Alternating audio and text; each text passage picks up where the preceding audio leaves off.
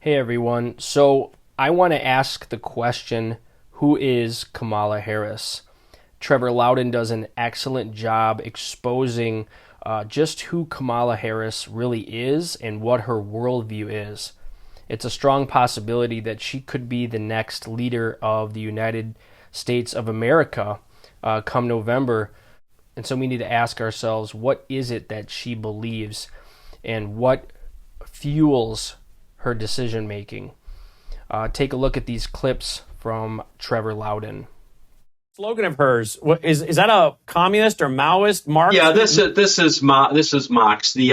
Because Marx is about history. It's the unburdening of the previous history. Mao developed this point too. You had to get rid of the four olds: tradition, religion, all this kind of thing. So you have to move forward unburdened by your history, unburdened by what went before. That is why Black Lives Matter, which is a Maoist operation, is ripping down statues all through the South, changing the names of federal buildings, etc. You know, ripping down any symbol of the Confederacy, because we have to be unburdened of our history. We have to be unburdened of our history of the founding fathers, because we don't want a constitutional republic. We want a communist society. So all of that has to be unburdened. It was like Barack Obama when he said, in 5 days, I'm going to fundamentally transform this nation. We all thought, oh, that's nice. He's going to well, that's nice. But every communist in America knew exactly what he meant. And every communist in America knows exactly what Kamala Harris means. She is completely dog whistling to her communist base when she says things like this. But we don't know the background, so we don't understand the code, so to speak. And, of course, the Antifa crowd, Bill Ayers crowd, Weather Underground, were the Prairie Fire. Burn down the American plantation, Prairie Fire, Biden regime, build back better. So it all is the same thing. Destroy the past, rebuild the new. Well, I mean, kind of like a former KGB officer and propagandist expert who flipped and gave the great interview in 1983 to G. Edward Griffin. He said, he said, demoralize, destabilize, chaos, and then the new norm, build back better. Yeah. They have to destroy the past. They have to unburden us of the past. And those who refuse to be unburdened, those who cling to their guns, their religion, their culture, we will have to be unburdened of them. You know, there has to be the final solution for those people. You know, Bill Ayers, the man who's in whose house Barack Obama dined 6 nights a week for about 8 years, spoke of eliminating 25 million Americans after the revolution who could not be reformed, who could not be unburdened of the past, who would hang on to their religion, hang on to their culture. That was 10% of the population at that time. That's the kind of unburdening they intend to do. All right, let's go to the next clip, please, Caleb. It has to be about a goal of saying everybody should end up in the same place. And since we didn't start in the same place, some folks might need more. Equitable distribution. Giving resources based on equity, understanding that we fight for equality, but we also need to fight for equity, understanding not everyone starts out at the same place. So there's a big difference between equality and equity. Equality suggests often everybody should get the same thing. Well, that often assumes everybody started out in the same place, as opposed to equity, which is everyone should end up in the same place. And if you then understand not everybody started out in the same place, you understand some people need more. So we all end up in the same place, right? We are proud of the fact that equity is one of our guiding principles. Proud of the fact that we understand equality is important, but not everybody starts out on the same base. All right, so we get the idea there. The same thing over and over. Where's this coming from? Who is this? Marx, Mao? Who's this? This is Marx. This is a modern interpretation of Marx. This is from each according to his ability to each according to his need. So the American system is based on equality before the law. Not equality, not that we're all equal. We all have equal rights before the law. So slavery was ended so black people could have equal rights before the law. Not that they would have the same as everybody else, but they would be held to the same legal standard as everybody else and have the same legal rights and responsibilities as everyone else. Equity is, as Kamala Harris said, is equality of outcome. And you can only have this theoretical equality of outcome if you have mass redistribution of wealth, power, and resources, which is Marxism, which is communism. I read the communist literature all the time. My eyes go square reading this stuff. They talk about equity all the time. It's their code word for communism.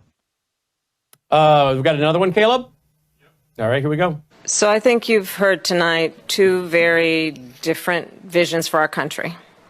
One that is focused on the future, and the other that is focused on the past, and an attempt to take us backward. But we're not going back. And I do believe that the American people know we all have so much more in common than what separates us. And we can chart a new way forward. And a vision of that includes having a plan, understanding the aspirations, the dreams, the hopes, the ambition of the American people, which is why I intend to create an opportunity economy, investing in small businesses, in new families, in what we can do around protecting seniors, what we can do that is about giving hardworking folks a break and bringing down the cost of living. Okay, where's that come from? Well, this is, and I sent you some graphics on that. This is an old Communist Party slogan. No, not that one. No. It's if you look at the slogan at the top of that. We're not going back. New York celebrates Black History Month. That's from 2021. Yeah, so that's the Communist Party USA. This is the slogan they use all the time. It basically refers to the civil rights era, but this is a Communist Party slogan. They do this every year. They have their "We're not going back" event in New York. This is a common phrase from the Communist Party. And so she's had deep connections to the Communist Party, as did Willie Brown. So this is the kind of slogan she would have heard all the time growing up. This would be part of her DNA, that slogan. Look, she is a Maoist from the cradle. Her parents were both Maoists. Her parents were both Marxists. Most kids become communists in college. They go away and they get radicalized in college. She was radicalized in the cradle. She's never been anything but a Maoist. That's her whole history. She went to a communist social club in grade school every Thursday night, the Rainbow Sign, every Thursday night to this Maoist social club. That's what Kamala Harris has always been. So when I was going to church on Wednesday night, she was going once a week to a communist group as a little kid. Yeah. They would she's have literally Marxist been brainwashed. poets. She's literally been brainwashed as a child as a Manchurian candidate. Look, absolutely. Worse than Obama, Obama sort of got into it when he was in his early, 10, when he met Frank Marshall Davis. No, she's been from cradle. She would go, when she was 7 or 8, she was going to this communist social club every Thursday night with her mother and sister, where there were Marxist poets and, all these little festivals and all celebrating communism and socialism. That's who she is. This is why she comes up with these slogans, because they've been in her head her whole life. This is how she thinks. This is why she's always about these word salads, because she can't think like we do. She thinks in Marxist, Maoist terms. So she's like someone that knows her first language, her native tongue is the deconstructionism of Marxism, the philosophy and worldview of Karl Marx, and she's in her head trying to not let the cat out of the bag, and so she's trying to speak in American values and terms Because if she's not careful, all this Marxism will come spilling out. Well, that's right. And that's a great analogy. You know, it's like you're brought up speaking French, but you live in an English country. Well, you've got to be very careful what you say, because that French is going to slip out every now and then, isn't it? You know, when you're under pressure. And that's why she's so bad at interviews, because she has to think everything through. She's a Marxist, but she has to think like an American. Well, she has to talk like an American. So she has to translate that constantly. You know, it's like someone who's born right-handed having to act left-handed. So that's why she has trouble. Why she has trouble in interview situations, because she's forced to think in a way that is not natural to her.